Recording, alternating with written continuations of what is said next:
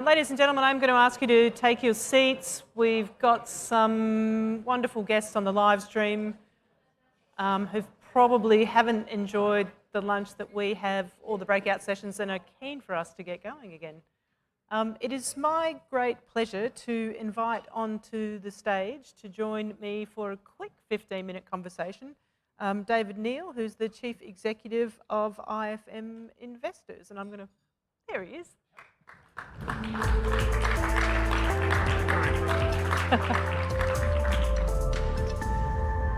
David's just realising that I actually do need my glasses if I need to see anyone in the audience. Welcome, David.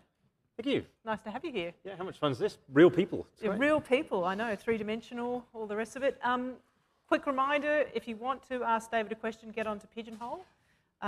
Details on the screen. We have got a really short session here, so we probably will only have time for one question. So get your questions in early, and if anyone else likes it, vote early, vote often. But let's get started, David.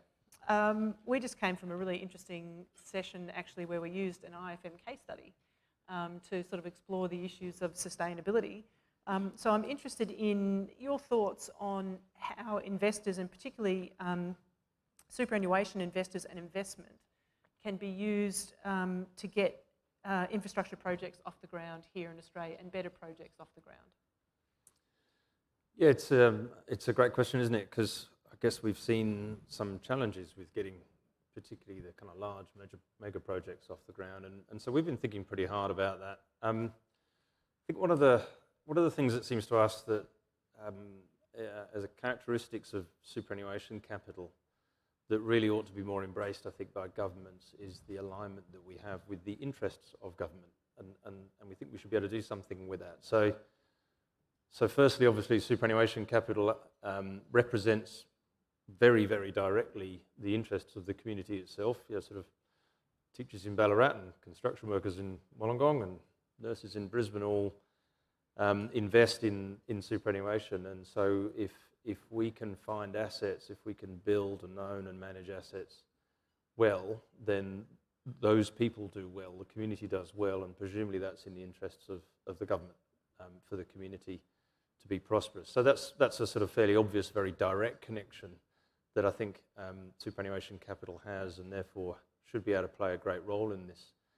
The other thing, of course, is it is very long term. It's genuinely very long term. We would expect the superannuation industry to keep on being invested for many, many decades, and indeed for the individuals who are in it today to still be invested for many, many decades. And so that time horizon creates a pretty interesting platform, I think, for creating the right structures for the procurement of infrastructure. So you know, we see opportunity for superannuation to partner with government in an equity style arrangement, to do the planning and the thinking about what the long-term structure of the asset looks like, and to think about how that should be broken up perhaps into smaller components that can be more easily risk managed. You can have better risk sharing across those things. You can bring tier 2 contractors in if you break it up that way, and you just reduce this kind of mega single risk issue that seems to sort of plague us. And of course, being long term, you generate your return over the long term, and so you're not so focused on having to manage risks over a year or two or three, and you can take some cushion if uncertain things happen, which of course they always do, and those risks can be spread over a much longer life. So that sort of structure, we think, has lots of positive attributes, and it requires a different way of thinking about procurement, but there are models like that have been used already around the world, and we think it's something that should be thought of pretty carefully. So let me get you to unpack a little bit of this, if I can, in the language that was used earlier on stage, which was around strong owners. So, you know, so essentially I think what you're saying is you can sit alongside government and help them be a strong owner. Talk to me a bit more about that. How do you see your role in the procurement piece? And I've got some notes here around IFM's Building Australia model.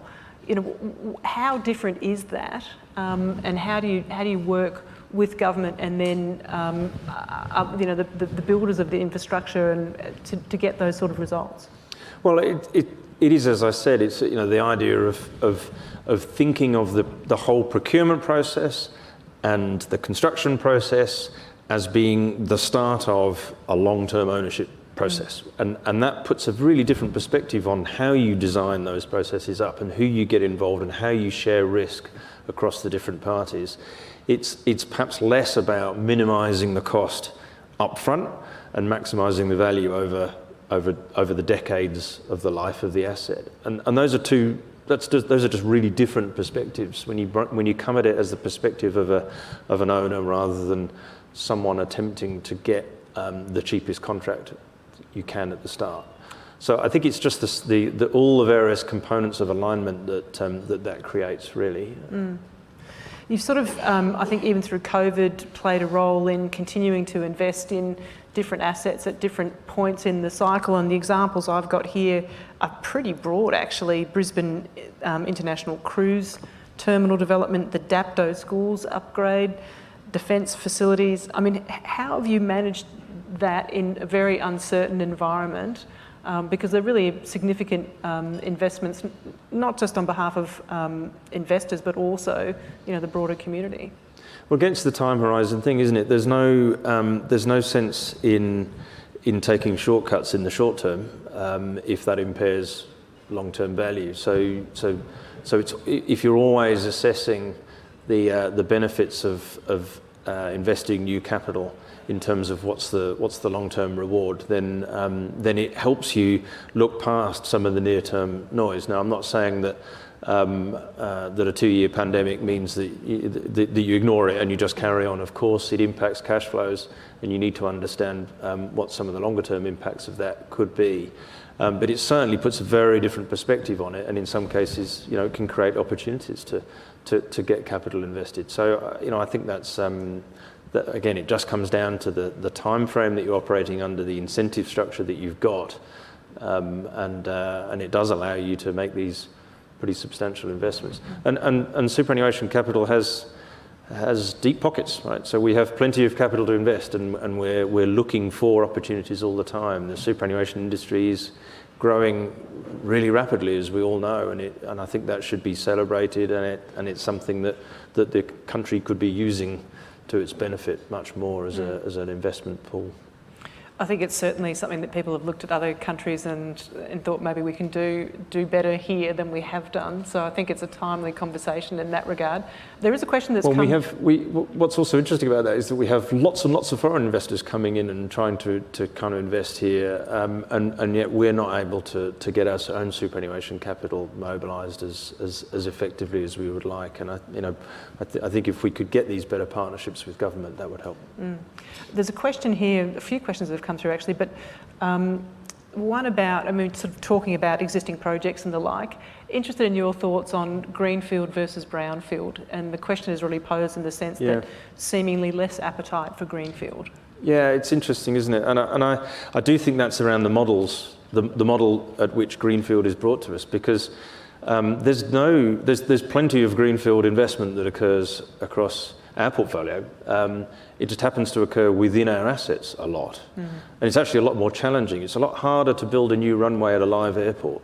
So Greenfield within a brownfield site is much harder than Greenfield on if you like, a blank piece of ground. So it's so often the Greenfield we do is a much more complex exercise, and across new terminals at airports and new runways at airports, and building new LNG trains and all sorts of things. There is substantial investment that goes on in new construction across our portfolio and across the portfolios of superannuation funds generally. So there's no lack of experience. So I think the issue is that when a new mega project comes to the market, it's the way it's being brought, which doesn't really facilitate the long-term equity owner getting involved. It's created for the sort of the big constructor and the big mega procurement, And then there's an opportunity, once it's up and running, for the investor to come in and take that. I think it's about bringing that equity investor in earlier. So I think that's a nice segue to the question that's popped up with 2 votes on my screen, which is from Owen Hayford again. I haven't paid him to be asking questions, by the way, but I greatly appreciate it. Owen's question is that government has resisted your model because the equity return isn't set by a competitive tender process once the risk profile for equity is settled. So why should government compromise on this point? I don't think there's any reason why you can't have a tender process to choose the equity owner. I think it has to be a broader set of criteria, and it's not just a price and we choose the minimum one. But I think there certainly can be a tender process that looks at the characteristics of who is going to be a high quality equity owner, who's going to be the right partner, and of course views on appropriate returns for the risks would be a part of that discussion. There'd be a financial element to that. But I don't see any reason why there can't be a tender process. I mean, there is. I think it is very likely, of course, that the upfront cost is likely to be higher when viewed this way, mainly because you've got a bigger equity component to the initial investment. But it's about the difference between the upfront cost and the long-term value. And if you're trying to save here, but it costs you down the line, then that's not in the interests of the country or the community. So again, I think it's just about a different perspective. I think it's likely that governments will need different skills to be able to engage with this kind of model. It is a more complex, I'm not sure it's a more complex model, but it's a harder model to procure on because model, it's more judgment involved, perhaps, in choosing a partner. But we think the benefits would be substantial. We've only got a couple of minutes left because I knew this time was going to race away, but I did want to talk about IFM and their approach to managing climate risk. I mean, obviously, really trying to make a positive impact there. So can you just quickly tell us a bit about what IFM's doing in that space? We talked in our breakout session a little bit about the arrangement with the CEFC. So I'm sure the audience keen to hear about it. Yeah, so generally IFM is incredibly committed to this area. I think we were the first infrastructure investor to introduce interim 2030 targets. We've got effectively a 40% emission reduction target by then. The funny thing about this, we're working so hard on this across all of our assets for a really long time. I believe all of the airports that we now have behind the meter solar. Many of our assets have been looking at those sorts of accretive, from both an emissions and a financial perspective, those sorts of projects.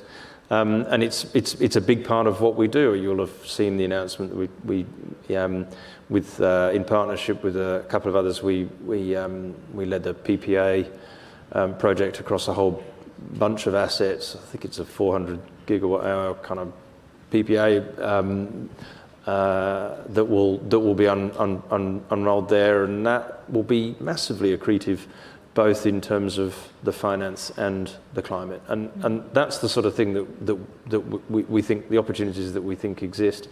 Working with CEFC has been great. We work with them across multiple asset classes now. Obviously, their desire is to lever our capital and the capital that we invest for others across climate initiatives, and so the alignment of their goals and our goals is fantastic, and we enjoy the partnership. Well, that's fantastic, and unfortunately, all that we've got time for. That was really quick. I know, wasn't it? It just went like that. But lots in it, and there is lots of information on the IFM website too about the partnership with the CEFC and some of the sort of case studies, if you like, that they've sort of worked through in terms of the transition to reduced emissions in some of these major infrastructure assets. So I'd definitely encourage you to go and have a look at that. Otherwise, it's only left for me to say thank you for a quick bit of speed dating, as Jared said, on the stage on some pretty meaty topics. And thank you for your support today and for CEDA's work more broadly. Can you join me in thanking David? Yeah, you can jump off, please. We are changing gears pretty fast now. It is my great pleasure to welcome to the stage the Honourable Catherine King MP, who is Shadow Minister for Infrastructure, Transport and Regional Development.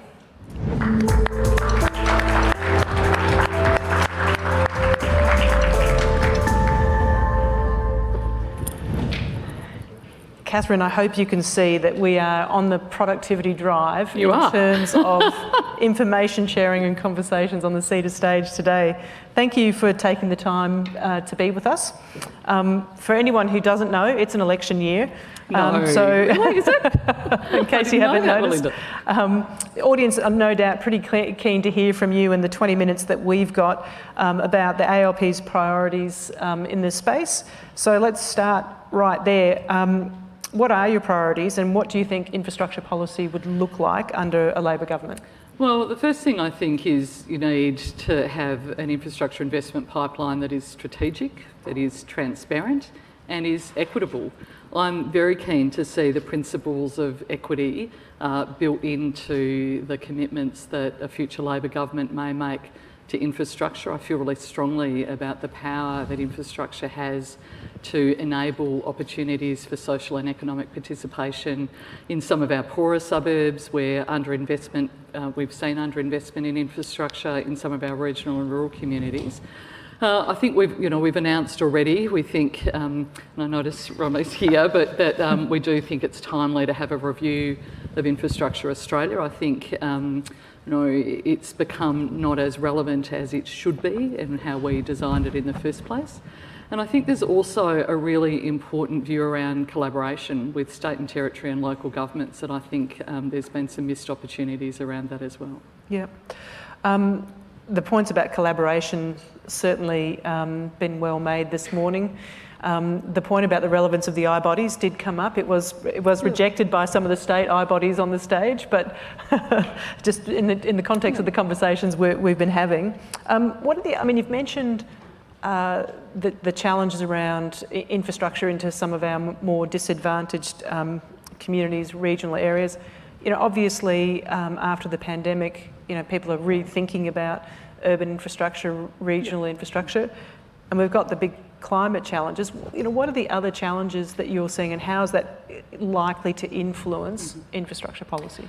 Well, I think there's a couple of things. I don't think we've settled yet, where our cities are going to end up. I think we're still in a period of transition, and whether you're seeing less patronage on public transport, more use of roads, you're seeing people starting to come back to our cities. So I think the design and the way in which our cities are operating is going to be pretty important. But the two big challenges are, of course, skills and capacity, and how our rural, remote, regional, our cities actually adapt to climate change, and how we build resiliency into our supply chains. And we've seen evidence of that at the start of the year with the floods with South Australia and our remote Indigenous communities not able to actually get food in for 10 days. In a modern country like Australia, it's pretty unacceptable that is occurring. So all of those two are the big challenges, the skills capacity and the climate change. The first on skills, Anthony was really clear, I think almost 3 years ago, that there is a huge opportunity here to actually be training more Australians. The fact that we've got a deficit in certain areas of skills, it's all across the board at the moment, but particularly in our construction sector really is a massive problem. He announced Jobs and Skills Australia to actually work with industry and unions to actually look at what are the pipelines of bringing people and the pathways for people into those careers in the construction industry and how we actually go about doing that. We announced that very early on. And COVID, I think, has really shown us that we've got a significant opportunity. If we learn anything from COVID, it is that we need to make sure that we have resiliency in our employment opportunities for people, but that we also have trained Australians to actually do the jobs that are needed here in this country. We, of course, are always going to need to rely on migration in some shape or form, but do we need to rely on it as much as we do? And I think that's sort of one of the challenges we've got post-pandemic. We can either go back to what we were doing before, or we can invest in our TAFE and our universities to actually train more people to stay here in this country to actually build things. One of the things that's sort of come up through this morning's conversations as well has been, and it relates to the skills, I think, because it goes to the issue of culture, if you like, and expectations. And it's the sort of culture and expectations around how you go about these projects, how you embrace new ways of doing things. I'd put in one bucket, but I think in the other bucket is, and it's probably it's probably less related to skills, but I think also a cultural piece, if you like, is this issue around sharing information and knowledge, and sitting within that, transparency, evaluation, and learning by doing, if you like. What are your thoughts on those issues? Well, I think they're all not easy. It's the first thing I would say. They are hard issues to address. And the first, obviously, in terms of, I listened to your previous speaker around risk and superannuation. And we would love to see, we talk about it a lot, superannuation much more invested in infrastructure here in Australia. Of course, the issue is how do we get a return on investment for superannuation shareholders to some extent, and that's always really challenging in this particular space because when you're as a government trying to pitch to someone, well, we're going to build you a brand new road or a new public transport line, but guess what, you're going to have to pay tolls, or you're going to have to do some other things with that. That's a very politically challenging thing to do. So I think trying to work through how high-speed rail, I think, is going to be an absolute classic example. We will not be able to build it without investment from the private sector. There is the absolute reality of that in terms of the capacity of governments of all persuasions to be able to do that. How we actually do that and how we actually finance high-speed rail is going to be one of the things that the High Speed Rail Authority, if Labor's elected at the next government and next election, I'll be tasking them to do. But they're challenging issues to actually work our way through. I'm going to go through some questions if you like. I'm not being rude and just checking any scores on a game or something. This is actually my little pigeonhole here. But so, question from the audience. You've mentioned Romilly's here. Of course, she's got a team of others here from Infrastructure Australia. And the question is, how do you think that they could be more relevant? And what should they be focused on other than what they're doing now? Yeah. So I think for me, there's a couple of things. I would like to have, if I was the Minister tomorrow, the opportunity to actually commission work from Infrastructure Australia specifically. So one of the things that is exercising my mind at the moment is the resiliency of our supply chain. Where do we need to make investments today to actually make sure that the effects of climate are actually mitigated against in terms of our supply chain? And the challenge is no one can give me that answer today. So Infrastructure Australia's got some ideas, they've got some pieces, but pulling all of that together. So actually directly commissioning work. I'd be interested to see, we'll go through a review process, but whether we actually do need to do the big scale audits that we have now and the large list of priorities, the way in which we have them at the moment, whether in fact we need to have a much more strategic look at the way in which we're making investments from the Commonwealth level in partnership with states. So perhaps again, thinking a bit more narrowly about what the priority projects might be. So that's just a start, but obviously we'll go through a review process. I'll have some ideas about the scope of that, but they're the sorts of things. I would really like to be able to commission them to specifically do work for me as a minister that answers some of these difficult questions. And one of the things I think related to this, one of the things that came up in the session with the chief executives of the state eye bodies was this issue around evaluation, and whether they have more of a role in driving post-investment reviews and evaluation. Is that something that you think we need to see more of overall, and what role, who should be doing that? Well, I think, and I know, the Grattan Institute have talked a bit, not at this morning, in this morning's paper, but in some of their past work about, we have to learn from mistakes. We're not good at that at the political level. We like to pretend that mistakes don't happen, or we would like to avoid them as much as possible. I do think that is pretty important. We are learning some things, there does need to be greater evaluation. Whether that's the role of Infrastructure Australia or the eye bodies, I'm not sure about that. I feel as though, largely that rests with sort of state governments post project completion, but you are right, there does need to be more of a look about what went right, what went wrong, what was the contracting model, did that actually deliver the outcomes that we're seeking. But that is predicated on, which I think is one of the problems we've got at the moment, a set of guiding principles and values about what is the government trying to do with its infrastructure investment. And if you ask that question today, in my view, and you'll have Paul Fletcher here to ask, I don't think they know. I don't think there is a guiding set of principles and values around, equity, around productivity of the economy, around active transport that is built into the government's program of infrastructure investment, and that's certainly something I want to bring to the table. So it reminded me of a conversation that I had after one of the sessions with one of our panellists who was talking about a big project that they're involved with overseas, and they just paused it and actually decided that they were going to make some changes, down tools for quite an extended period of time to sort of get the project on a different track. The view that was sort of discussed around that was that that would never happen with a big government, read political project, because of the difficulties in stakeholder management. But the point was that it should happen. Do you think, I mean, you're sitting in the political hot seat. Is that just, a pipe dream? Well, I think it's hard in the sense, I'm in opposition at the moment, and of course we're, after the government to, on deliver, you haven't delivered on particular projects, you've made announcements. I think that does lead to, when in the cycle you're making particular announcements about projects, if they're actually ready, then are they actually ready, or are they, now needing a business case and there's further planning, et cetera, et cetera. So I think there's issues around that. But I think, you should be able to actually be very clearly focused about what is the outcome that you are seeking from this project, and if there is a problem with that, taking the time and explaining to people why it needs to stop. Now, I think, for example, the Transurban project in my home state of Victoria actually, became quite a messy project. They've now sort of, as I understand it, made their way through that. But the problem is that the government's made a promise to deliver something in 2022, and it can't do that.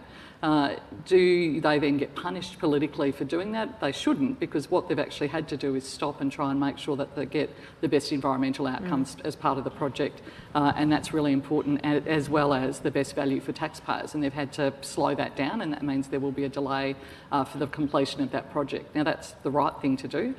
They've had to do it because they didn't have a choice, but actually stopping and taking that time should be okay, but politically sometimes that has consequences, and that's really challenging. It's sort of where the politics and the construction sort of hit up against each other. I've got a question here that's shooting up the table, the league table of votes, so I better get to it. So we've heard today about a series of reforms, including from Infrastructure Australia, for the sector. What is your vision for the industry if you win government?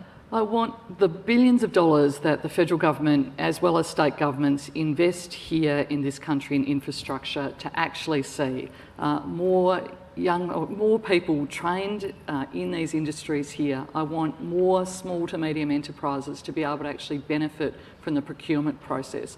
I want to see more things made here that go into our construction process.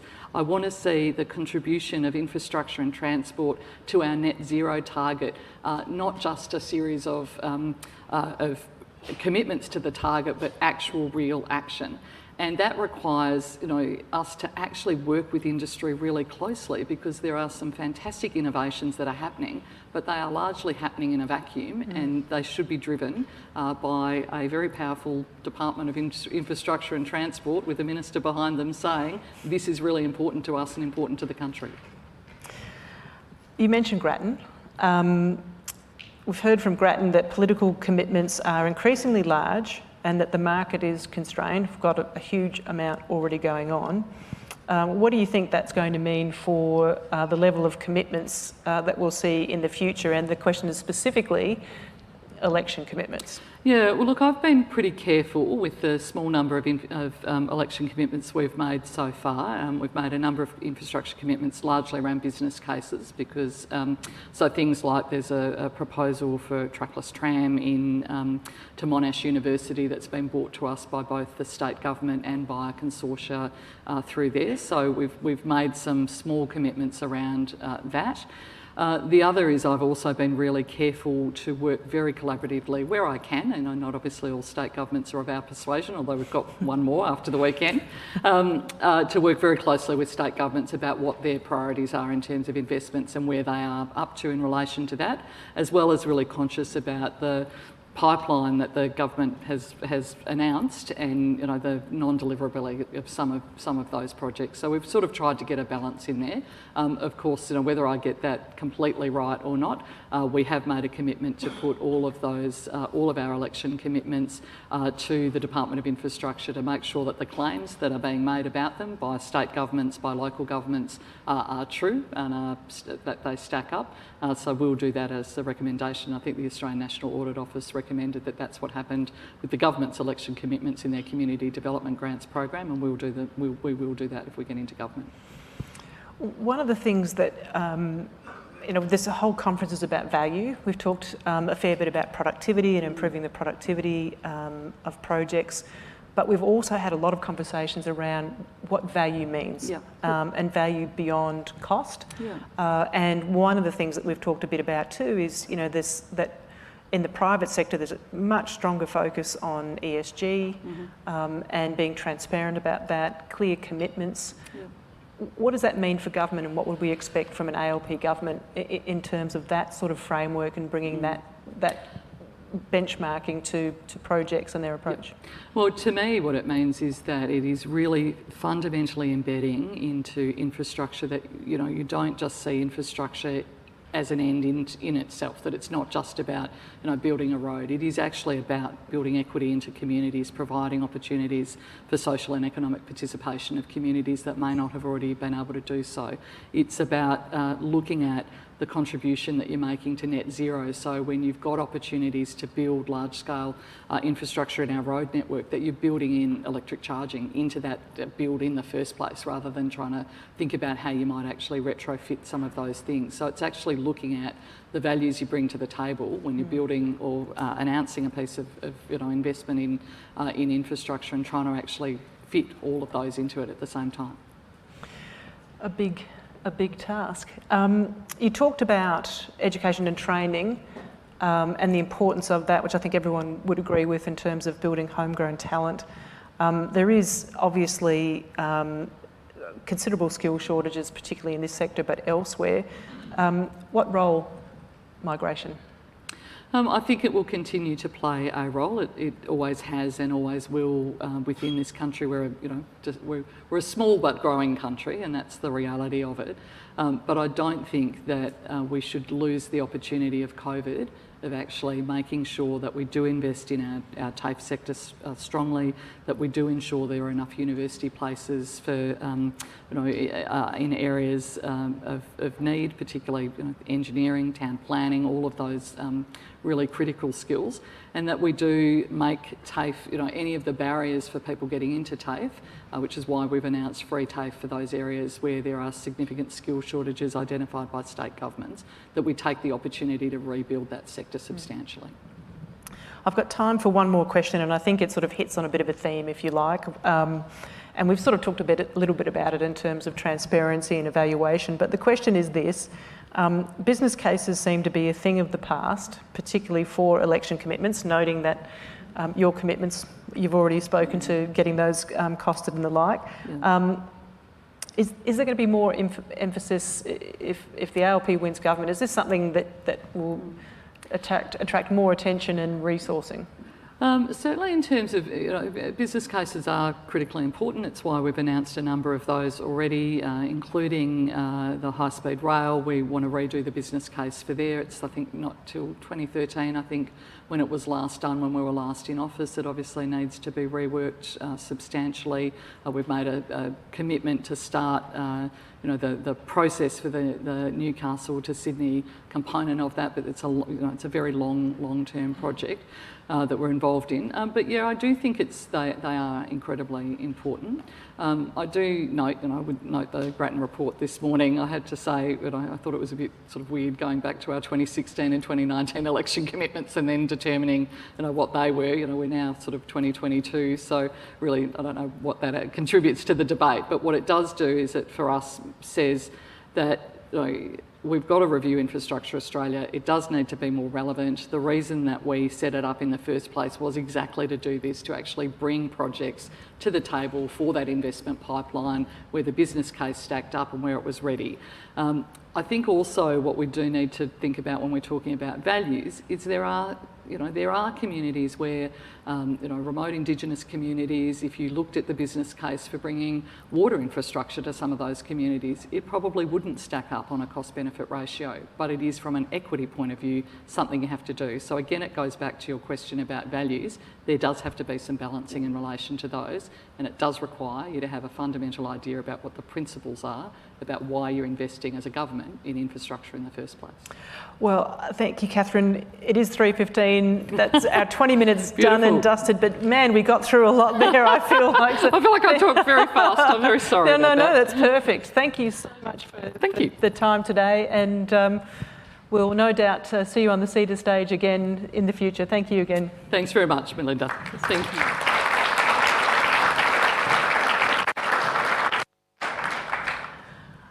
It's now my great pleasure to welcome to the stage the Honourable Paul Fletcher, who is Federal Minister for Communications, Urban Infrastructure, Cities and the Arts. And Paul's done a fantastic job getting here, because I think he had commitments elsewhere and has raced off, and we say thank you to whichever airline was super reliable and on time.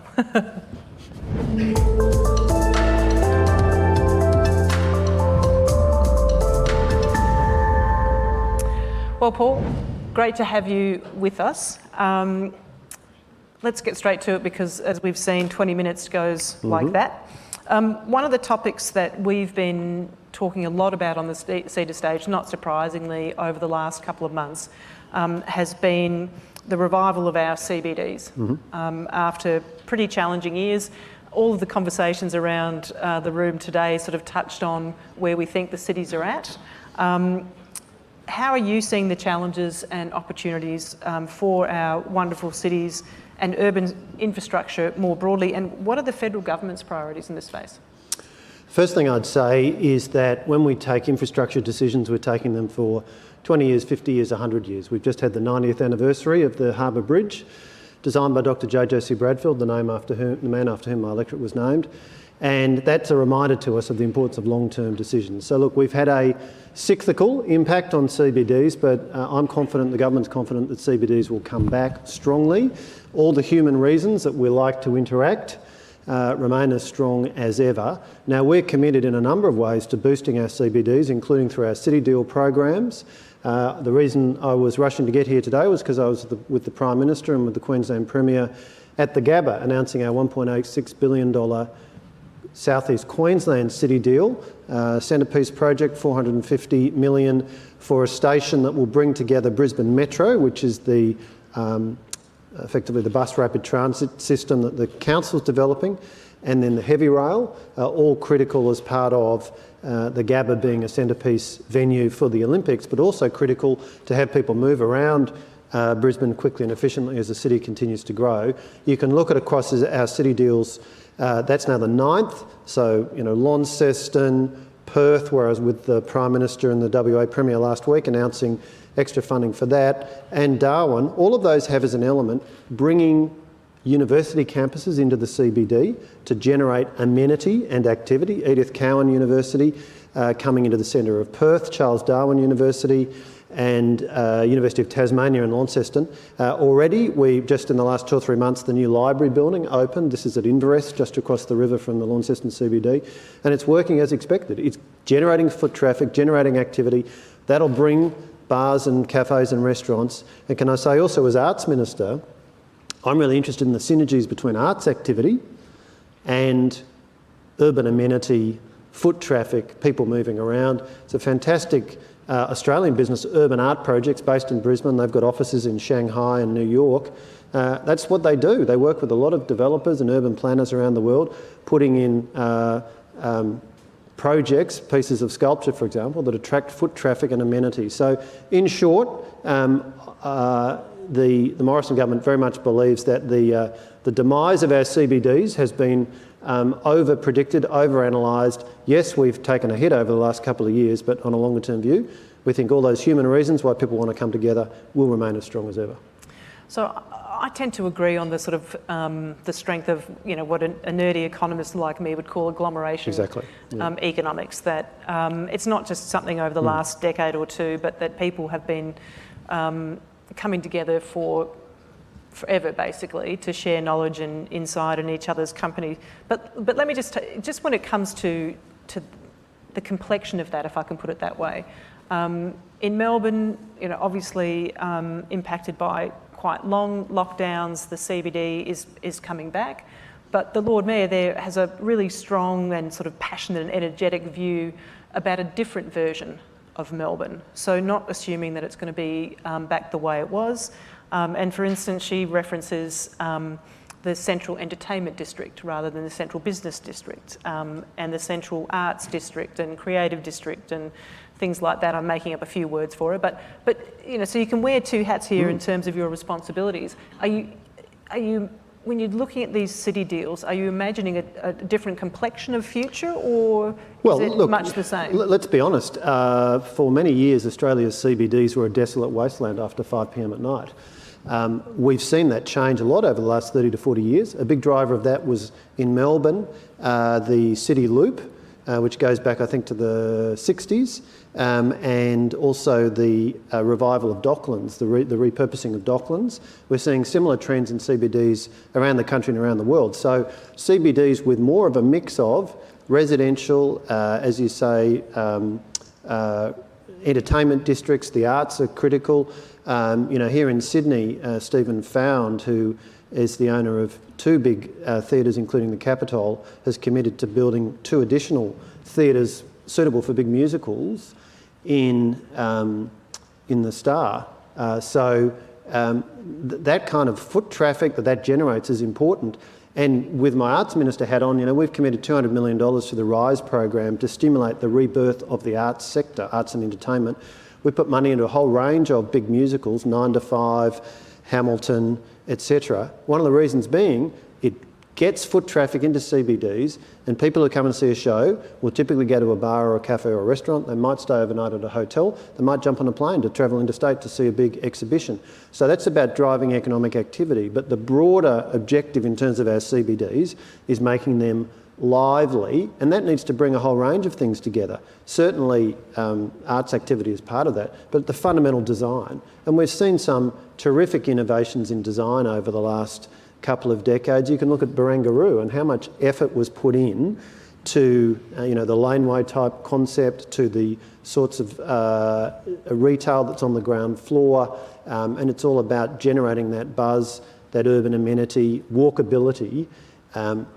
We're also thinking about these issues in the context of the Aerotropolis being built just south of the new Western Sydney Airport. I had the chance to visit a number of airports around the world to look at how those spark economic activity.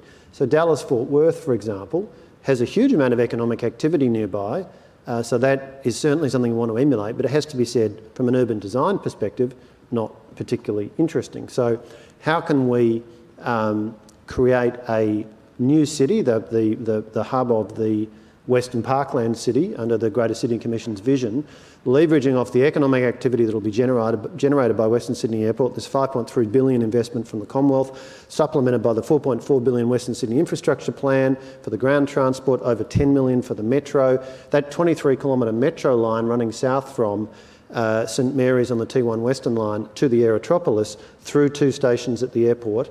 That's about being the spine of a new city. And around those stations, we want medium and high density, we want urban spaces, we want some public facilities, we want bars and cafes and restaurants. We want to give people a reason to enjoy higher density living. So thinking about these issues from a planning perspective up front is important. But I'm optimistic about our CBDs and about getting more Australians attracted to CBD living, recognising that historically our model has been much more you work in the CBD, or some people do, and you live in the suburbs, and there's not much interaction between the two. Let's switch to one of your other portfolios, if you like, communications. Yep. Communications infrastructure investments in the form of NBN and broadband. I mean, they proved to be absolutely vital throughout the pandemic in enabling economic activity, connectivity. What next? How do we leverage what we've got, and how do we turn that into real competitive advantage? So when the pandemic hit and millions of Australians moved to working and studying from home, NBN was accessible to 98% of all premises around the country. That wasn't a coincidence. That was because our Liberal National Government took a train wreck of a project and turned it around when we inherited it in 2013. When we came to government, barely 50,000 premises connected to the fixed line. There are now 8.3 million connected, over 12 million can connect. And I've really noticed a change in public sentiment about NBN because so many people were using it. And at the peak, we had 40,000 connections a week, and NBN just kept on trucking along. Traffic loads were up 70% during the day, but the network did all that was asked of it and more. And so certainly we're building on it. We've committed $4.5 billion to upgrade the network so that by 2023, 8 million premises around the country will be able to order a speed of up to 1 gigabit per second. That's blinding fast broadband. And 280 business fibre zones. These are located around the country, metro and regional locations, Launceston, Port Macquarie, Coffs Harbour, Mount Gambier. In a business fibre zone, you get an upfront, you can get a business grade optical fibre connection at zero upfront cost, whereas historically it's been $10,000, $20,000, $30,000.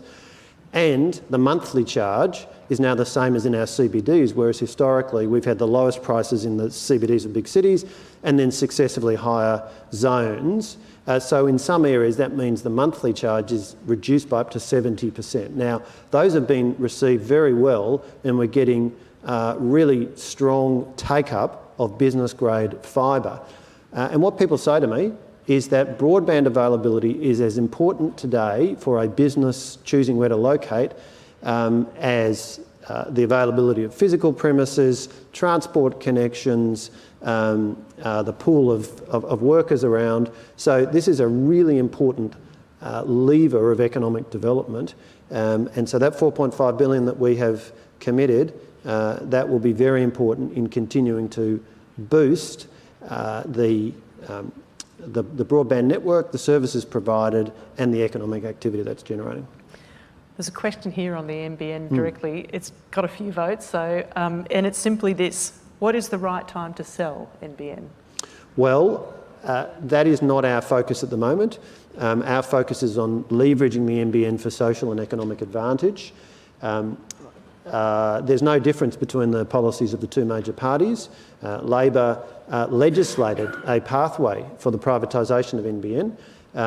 So there's no difference between the policies of the two major parties, but our focus right now continues to be leveraging it for economic and social advantage, and indeed the way it performed through the pandemic is one good example. Another good example is following the bushfires of 2019-20, we put in a program called STAND, Strengthening Telecommunications Against Natural Disasters. As part of that, we're putting an NBN satellite dish on up to 2,000 rural fire service depots, evacuation centres around the country. What that means is if you're there with a smartphone, you can get Wi-Fi connectivity to a device. So there's a dish, a piece of equipment there which then provides localised broadband connectivity. And so in evacuation centres, people who have a smartphone, which is just about every Australian, has broadband connectivity, even if the terrestrial network is down and is not working. So that we've really leveraged the NBN satellites. About $2 billion of taxpayers' investment went into those as a piece of resilience. And in the most recent floods, there have been a number of locations where that connectivity has been important in circumstances, in locations where the terrestrial connectivity has failed. You mentioned the floods. It's going to track me back to another conversation, which is, obviously how we prepare for climate change and the transition to net zero. What does net zero carbon cities look like? And what's the role of federal investment in that? Well, I think two very good examples are Moorebank Intermodal and Western Sydney Airport and the work that both companies are doing. If I focus on WSA, it's things like the extent of solar panels on the roof and the percentage of energy they'll expect to be able to generate themselves, which will be quite high. It's things like use of concrete and other materials that have some renewable or recycled elements within them. They've got quite an extensive program across the different parts of the airport and the different contracts with the terminal, construction of the terminal for the airside works and so on. It's things like electric chargers in the car parks. So any building or public facility that's being designed today, absolutely these considerations are top of mind, and certainly GBEs such as Moorebank and WSAco have specific plans on these things. And specific sort of federal support through urban infrastructure, and what are your thoughts there? What we want to do in terms of transport infrastructure is maximise productivity, safety, efficiency, livability.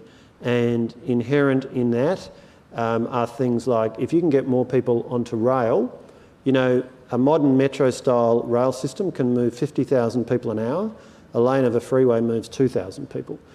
So if you've got people travelling on electric rail, depending on how the energy is generated, you're immediately achieving renewable energy benefits compared to use of cars. Similarly, we've got a real issue with mode share, rail's mode share of freight. That's a big driver for inland rail. Right now, the mode share Sydney-Melbourne for rail is tiny. It's low, you know, it's in the order of 2 to 4%.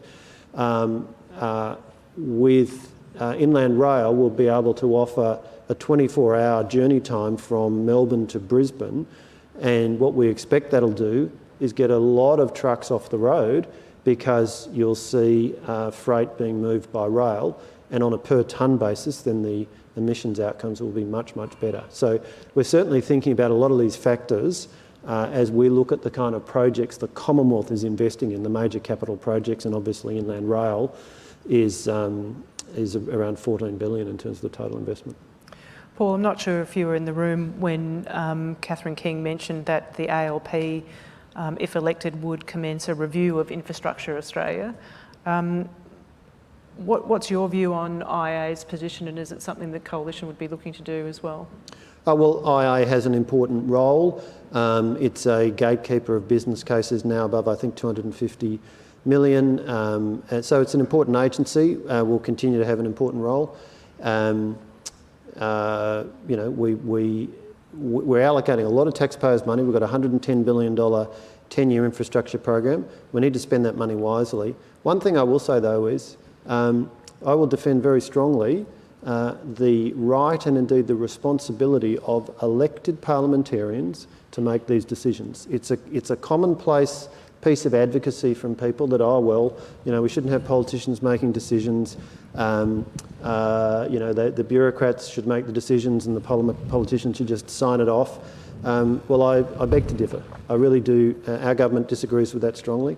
We're elected, we're accountable. If people don't like our decisions, they chuck us out. That doesn't happen to bureaucrats. So there's a lot of things being said right now about some of the infrastructure processes, including the Grattan Institute report this morning, which I thought was a distinctly underwhelming piece of work. And frankly, you know, we're there, we're elected, we're accountable, we're there to take decisions. I think we've got time for one more question, and it loops back to something that you mentioned in terms of talking about living in CBDs and higher density and the amenity of higher density living. What role do you see for the Australian government in supporting this push towards higher density? The role for the Australian government, I believe, is we're a critical funding partner for most large infrastructure projects. There's only limited capacity among state governments to deliver really large projects without the Commonwealth being a funding partner. What we also want to do is work with state governments and governments at all levels, including through city deals, on an approach to urban infrastructure which best reflects the needs of Australians. We certainly don't want to be forcing people to make lifestyle choices that they don't want to make. What we do want to do is support attractive, well-designed urban development with transport integrated with urban planning. That's been a huge focus with the Western Sydney City deal. You know, we've got the major pieces of backbone transport infrastructure. We've got the Western City Parkland Authority, which of course is a New South Wales entity, but the Commonwealth appoints some directors to it. 12,000 hectares of land subject to an overall planning approach. We've got the land which makes up the Aerotropolis itself, 113 hectares, which is the core of that, now owned by the Western Parkland City Authority. We've got the Western Sydney City Deal, where 3 levels of government are coming together in our planning approach. And ultimately what we want to do there is leverage what is around $25 billion of combined investment, Commonwealth and state, to get outcomes which mean this is a community, the Western Parkland City, which is very livable, where people are close to jobs, so it's about attracting economic activity and jobs to Western Sydney. We know airports are proven job generators, and we want to build on that. We want plenty of open and parkland and recreational space, and that's been factored into the planning. We want people to be able to have good public transport options to get to and from work. These are all the things that urban planning theorists and specialists rightly encourage. Western Sydney City Deal is an opportunity to put that into practice, and that's the way we want to work as a government. We don't want to usurp or interfere with the proper and appropriate role of state government and local council. Both levels of government have important roles, and there's much more urban planning expertise in those levels of government than there is in the Commonwealth. But what we do want to do is work in partnership with those levels of government, as we're doing through the Western Sydney City Deal, through other city deals, through now, I'm very pleased to say, the South East Queensland City Deal signed today, and getting planning outcomes so that collectively all 3 levels of government are delivering better livability for citizens in these areas that are being developed. Well, thank you, Paul. We've traversed quite a wide range of topics there as well. And thank you so much for making the time in a busy day to be here with us today. So can you join me in thanking Paul Fletcher? Thank you very much. Thanks. Thank you. I suspect you've all had enough of me by now. So it is my great pleasure to hand over to Jared Ball, who's going to bring us home. And I would also like to invite to the stage Anna Squire from Arup, Michael Hanna from IFM Investors, and Lee Tillahun from Partners in Performance, who are going to give you a wrap-up of all that we've covered today. Good luck, Jared.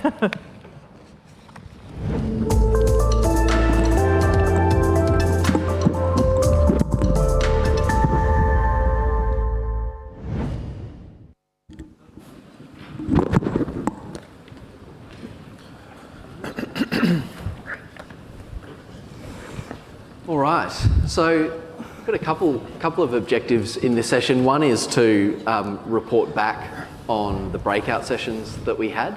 And I did do a little bit of invigilating and went around and observed what was happening in those breakout sessions.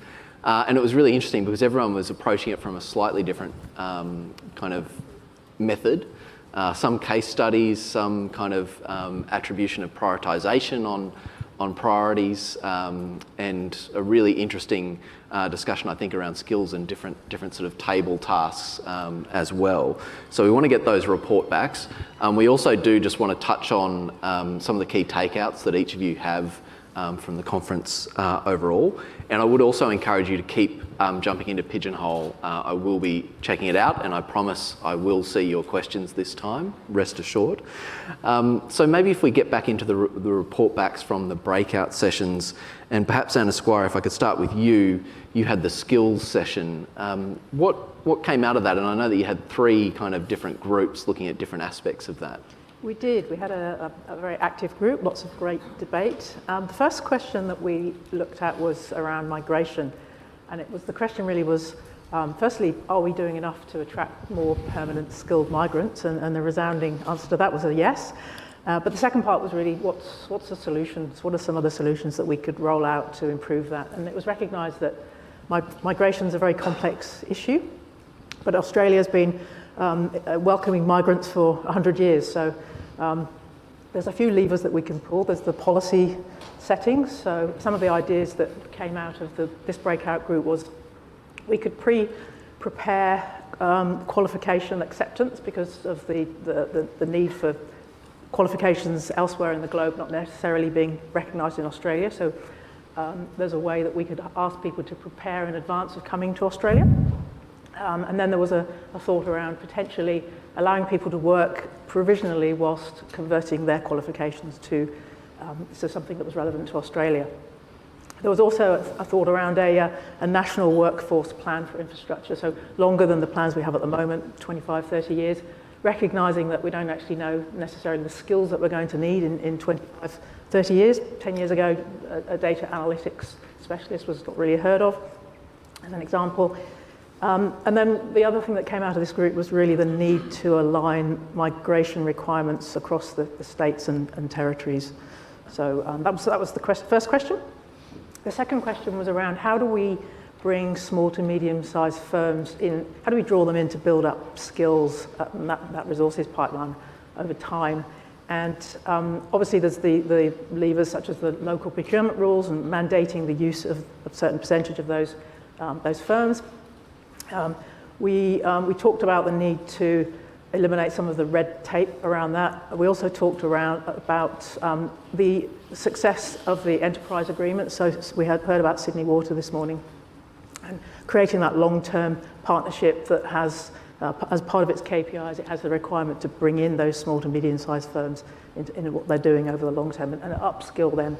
The downside of that potentially was are you just passing skilled people, a constrained group of still skilled people around within those companies, and you're not actually growing, you're just moving people around. There was a question, not necessarily related to this, but it came out of this group around, do we take a step back and think about what are we building, do we need to build infrastructure? And probably a controversial thing to say in this room, but should we be looking at how to avoid people having to travel so much in terms of transport infrastructure? Do we bring the people to the jobs or the jobs to the people?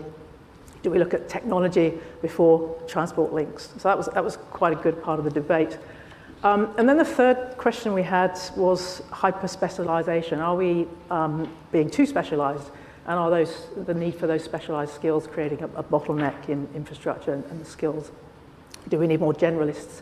And there was an example around from Sydney trains and the fact that you need to be ticketed to work on, not train ticketed, but a qualification ticket to work on Sydney trains. And that's a very hard qualification to get, and stops a lot of people from outside of New South Wales, let alone globally, from coming in and providing that really scarce signalling resource. So consequently, the companies that have those people they can name their price effectively when they put them forward into projects or into teams.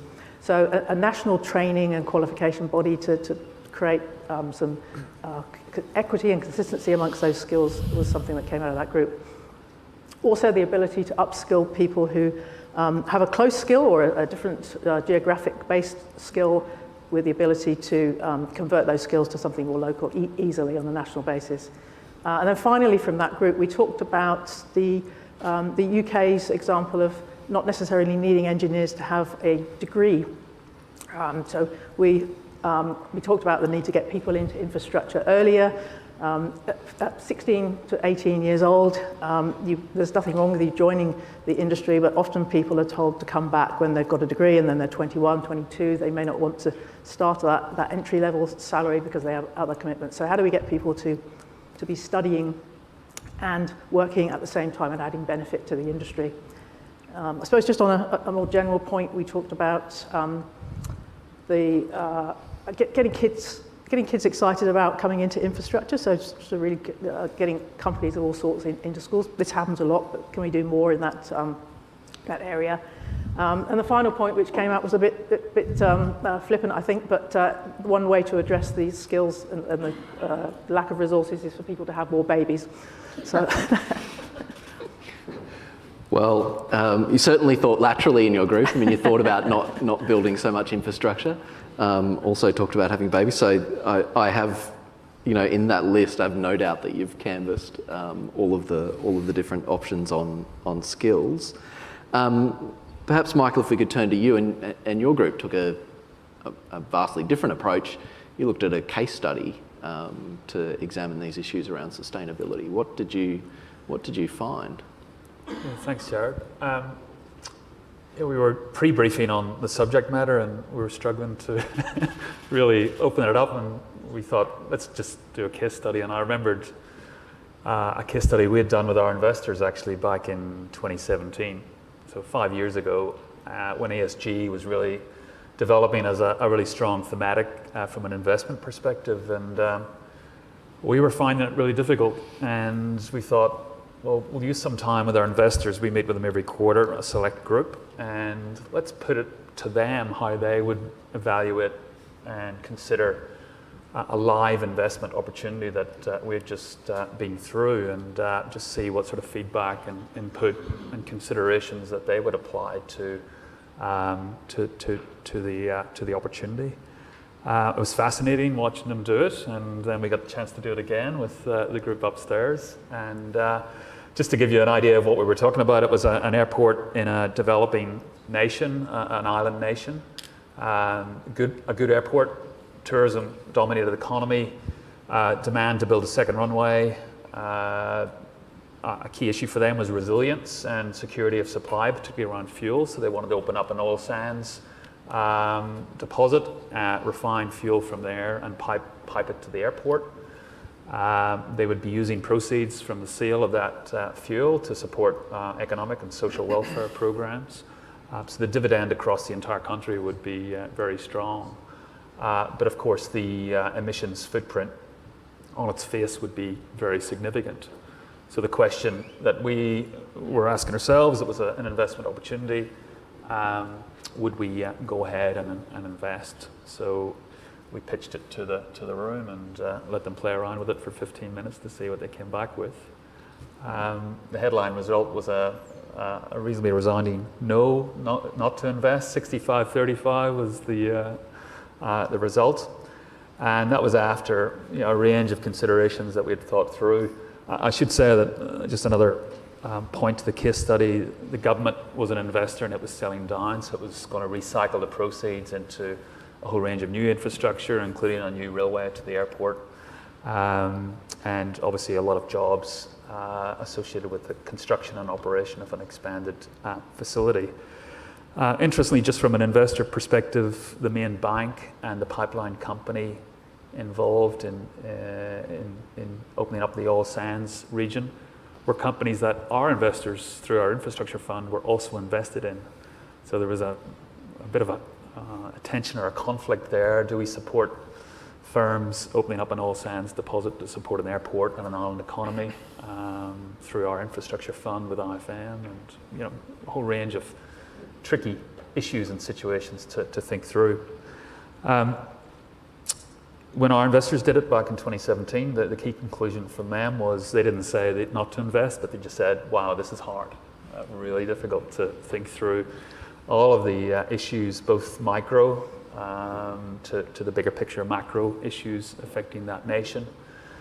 You look back to 2017, you didn't have the same issues around security of supply and resilience back then, but 5 years down the track, you've got them in spades. You've got cooling in China relations, you've got COVID, hopefully we've seen the back of that, and Russia-Ukraine now, but that's highlighted the whole energy security issue, resilience of infrastructure, self-dependency, self-sufficiency of nations.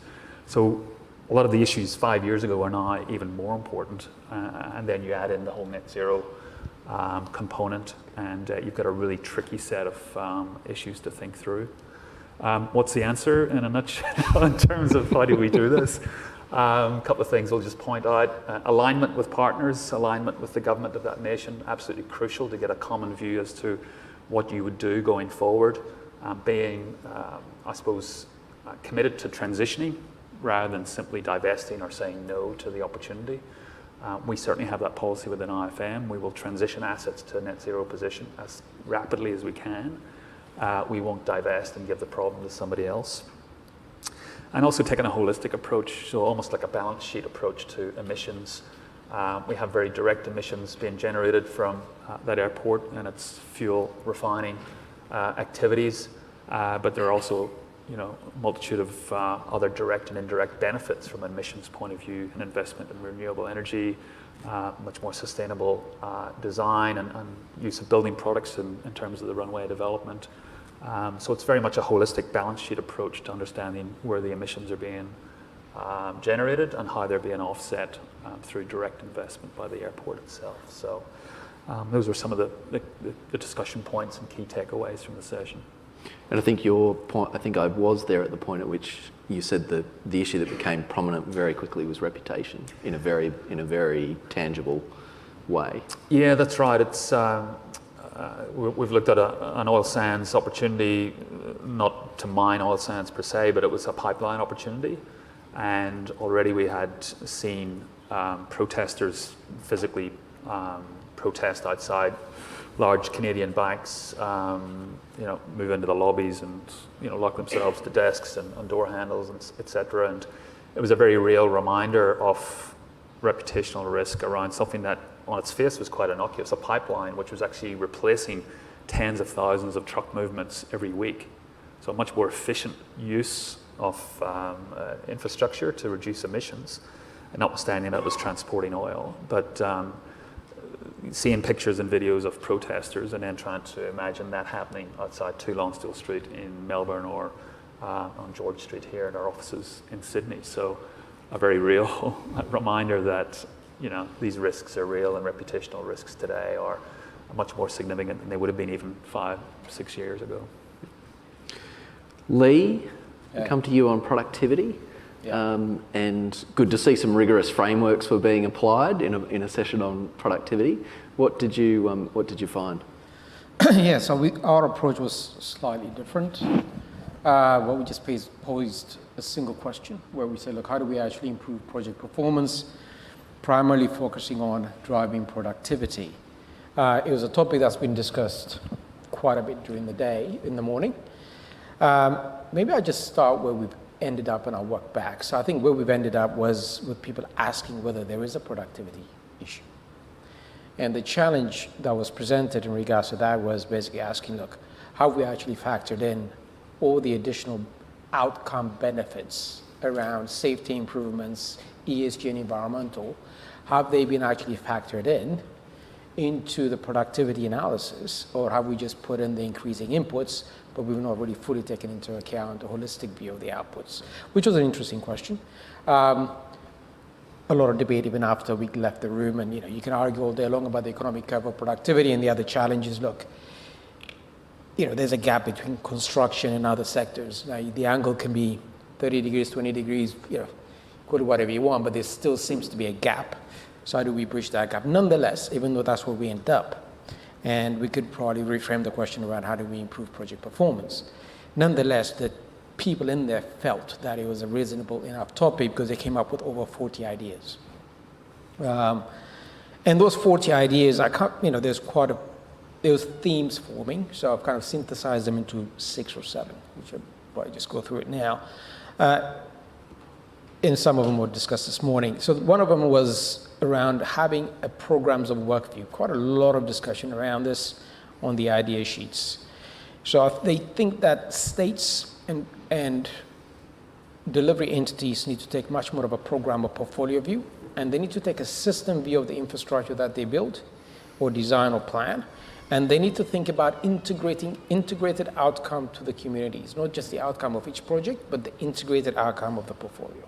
And that really goes to in terms of how do they make investment decisions. So productivity is starting out there up front.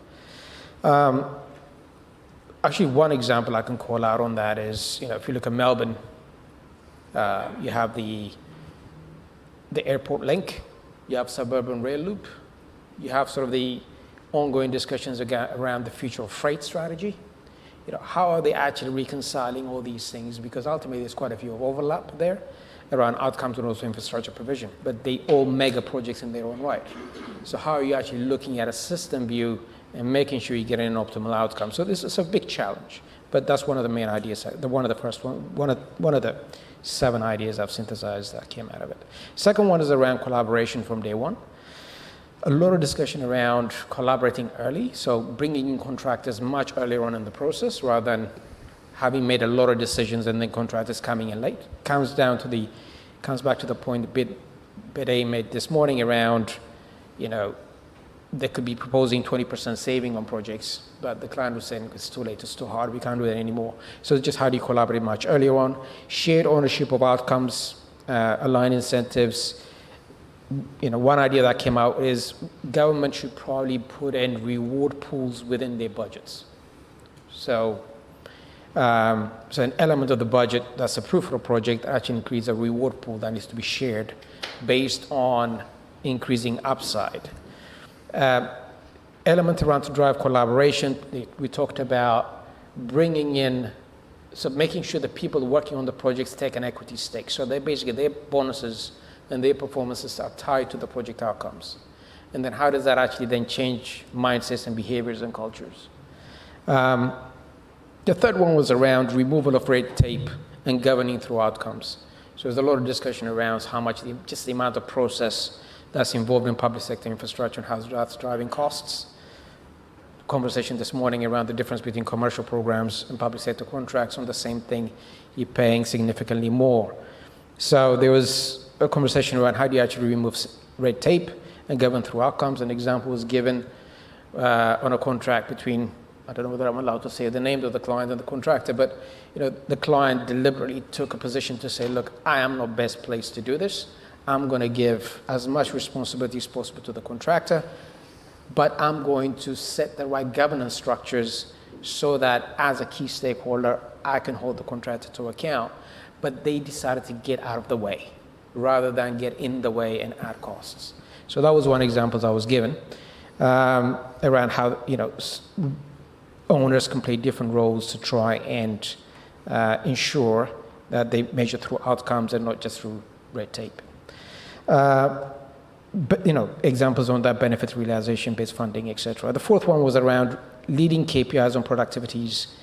So this is around, this is where you raise the question: do we have a productivity problem? But I mean, the idea is, we all say there's a productivity gap, but the thing is, at an aggregate level, it's very conceptual.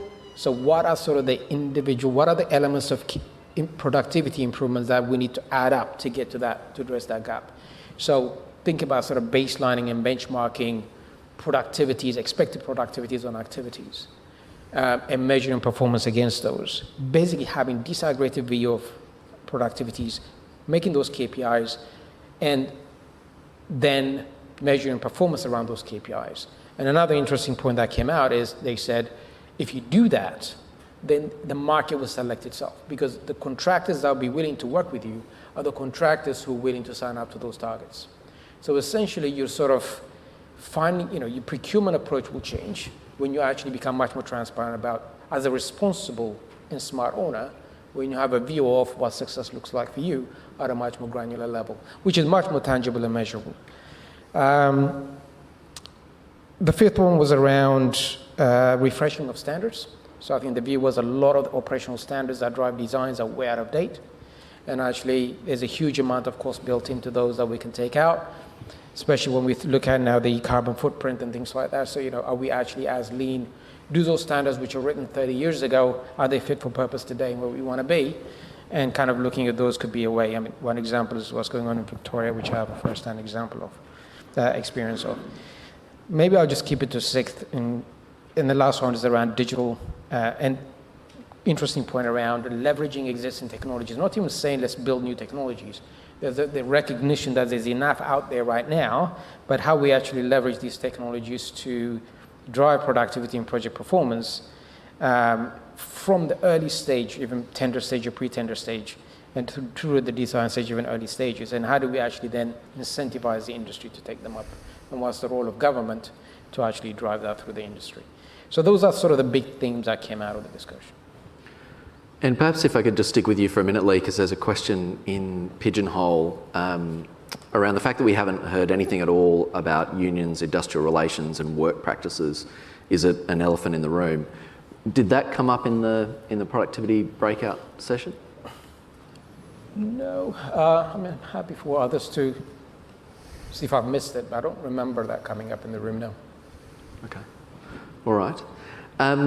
I am conscious of time and the fact that we should move on to key takeouts, and I'll give you a break for a minute, Lee, and I might come back to you, Anna. I mean, big question is sitting there behind us in terms of whether infrastructure is delivering value.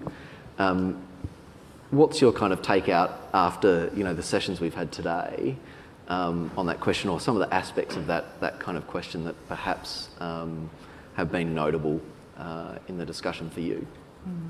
I think there's a couple of things that have really stood out for me. I think one of them is that we definitely need a coordinated national pipeline of projects, because that will allow us to get the training, the recruitment, the migration in step with that properly, because if we're not aligning those two things, we're not going to be getting good value, we're not going to be creating a sustainable industry. So I think that's absolutely key.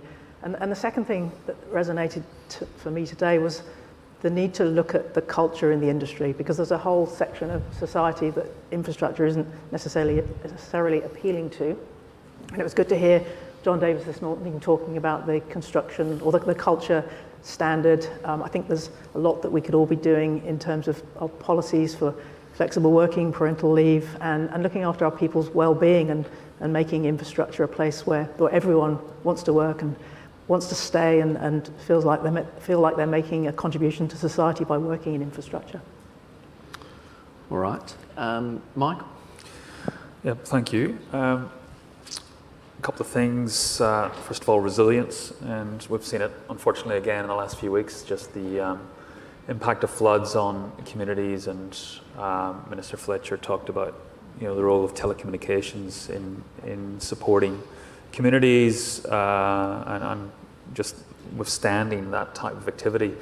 I know we're invested in Osgrid, which is powering or supplying power to the lights in this building here, and we've got real challenges and headaches in terms of looking forward in a changed environment where climate change is going to impact day-to-day lives much more, I suppose, aggressively, and just building networks to withstand that sort of challenge is going to be a big headache for us and other investors. We've got that across the entire eastern seaboard. We've seen it play out in the last couple of weeks with the floods, and 2 years ago with fires as well. So just resilience goes beyond the physical nature and makeup of infrastructure. There's a whole range of other systems, processes, and technologies around it, and it's all interlinked and an extremely complex array of relationships. So just it's a major headache, and things are moving extremely quickly, and we really need to be much more proactive around how those systems and processes work to make sure communities are safeguarded and infrastructure can withstand those pressures going forward. And then secondly, just talking my own book, and I had my CEO on stage talking about superannuation fund and infrastructure. It's something we always like talking about. I think we're terrific long-term partners for the Australian community, since it's their superannuation that's getting invested in infrastructure, and we're a terrific partner for government, and we'd like to see a much more proactive sort of consideration taken around procurement of major infrastructure going forward, where that long-term perspective is locked in on day one, rather than major procurement being dominated by short-term interests. And we've seen, unfortunately, too many projects run over budget, run over time in pretty dramatic fashion, we believe driven by short-term interests. So, excellent. There's a bit in that. Lee? Yes, so if I can just synthesize it in 3 points, I guess, is coming back to the key question we're asking up there. Australia's big infrastructure build can deliver better value to the taxpayers, is my takeaway from the discussion we've had. The second point is around projects can perform better and should perform better than they are at the moment. And the third is owners. And given the way, if you look at all the initiatives and levers and ideas that we've come up with and all the discussions we've had this morning, is just the amount of control of influence owners, project owners have in making that happen. Just a large amount of the influencing power sits actually with project owners, and the way the ideas are coming up, and the ability to collaborate, who's got more control over that, and the way you make project decisions. and the way you think about driving digital innovation through the industry, and the way you think about, programs of work or portfolio view, all of that kind of looks at to say, okay, how much, they're spending the money, or the custodians are spending that money, and they actually have a significant amount of influence in actually driving better taxpayer returns through the big bill programs. So that's my takeaway. And I think your session probably had one of the most interesting points in terms of the tension that there seems to be between collaboration and competition. Lots of discussion in the morning, lots of agreement around collaboration, and the fact that perhaps, and I've been influenced from speaking to Guy Turner multiple times during the day, perhaps we need to rethink competition a little bit about what that actually means, and how we get the contract models around competition while also getting the right collaboration as well. So that was my big takeout that very much evolved throughout the day. We are right on 4:05, and I don't want to sit between everyone and some networking drinks for too long. So I do want to welcome up to the stage Rama Sakal, Head of Government Affairs from Australia and New Zealand SAP Global, to give his closing remarks. But if you can also thank our breakout session hosts and panellists on the stage. Thank you very much.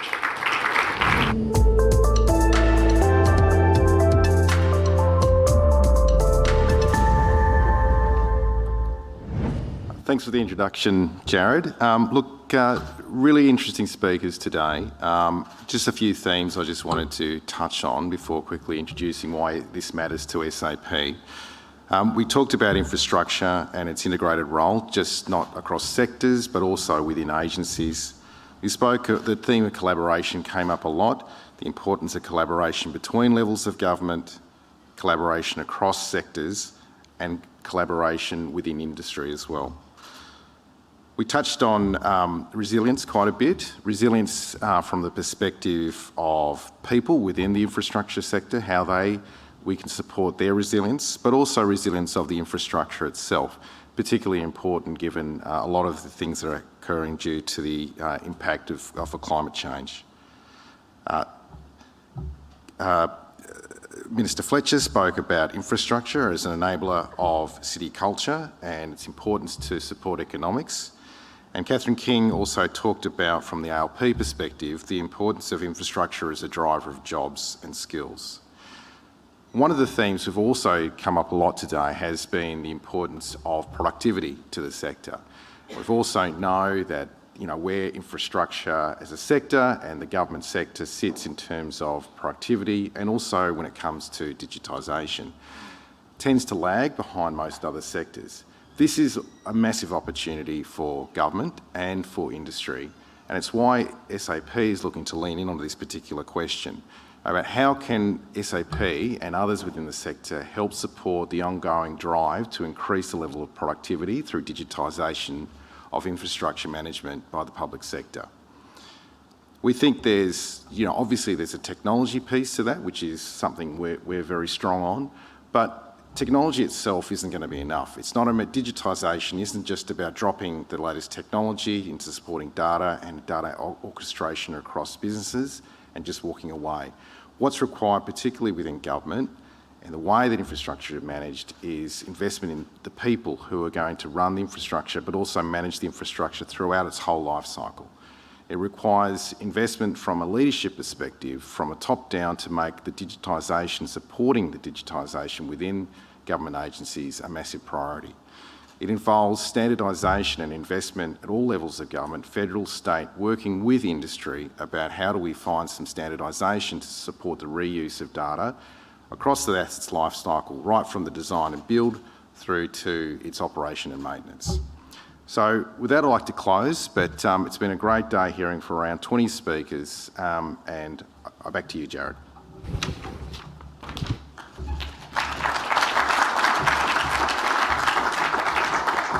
Thanks for that, Rama. It is my duty to formally close today's conference.